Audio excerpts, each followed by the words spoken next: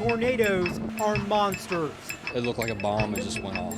Destined to damage and poised to kill. All of us were screaming, Jesus, Jesus, Jesus, you gotta help us. These teens huddled in the basement of a church during a tornado in Kokomo a year and a half ago. Winds pushed a car into that basement and trapped Melody Vandergrift's head under the car. Still, she got out alive. I'm here, I'm alive, and I shouldn't be, and God's good. The fury of a twister is familiar to Hoosiers. Two EF2 tornadoes with winds up to 135 miles per hour tore through Kokomo in November of 2013. Luckily, nobody died. But in March the year before, an EF4 tornado with winds hitting 175 miles per hour decimated southern Indiana. Ground zero, Henryville. That storm killed 11. You just pray and you wonder, is this my time?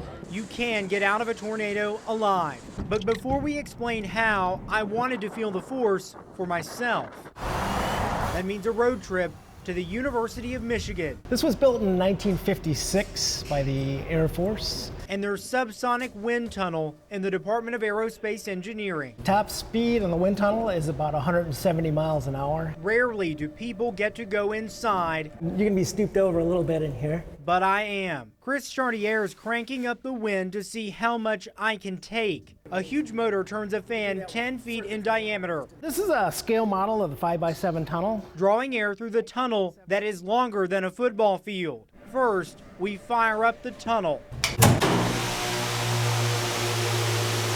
Then I get suited up. We'll be singing soprano here shortly.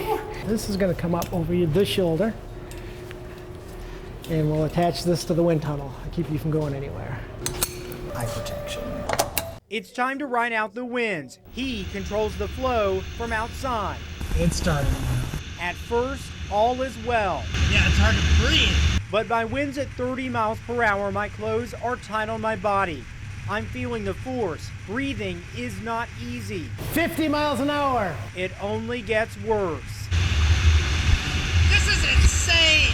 The pressure on my face is incredible. Engineering students are watching, taking pictures, and witnessing me struggle. 60 miles an hour.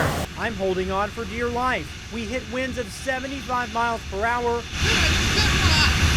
And I say, it's time to go.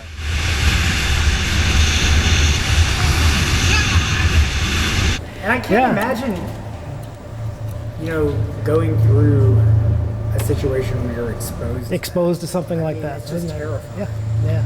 The winds that you were in were EF0, and you don't want to be in those because that can make motion difficult. I withstood the weakest type of tornado. Meteorologist Dr. Frank Marsick says, never get yourself trapped in a storm. They should have been thinking about that long ago. That means put the cell phone away. You really got to be staying on top of where that tornado is moving, because initially you may be staying away from it and all of a sudden it could start turning toward you. If you can see the tornado pictures are not worth your life, find shelter.